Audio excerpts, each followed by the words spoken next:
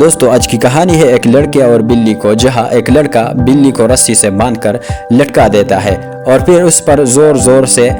ہنس دیتا ہے، لیکن بلی زور زور سے چلاتا ہے، جہاں ایک کتا اس کی آوازیں سن کر بچانے آ جاتا ہے۔ دونوں موج مستی میں مبتلا ہو جاتا ہے اور اپنا کھانا تیار کر دیتا ہے اور پھر کھا جاتا ہے۔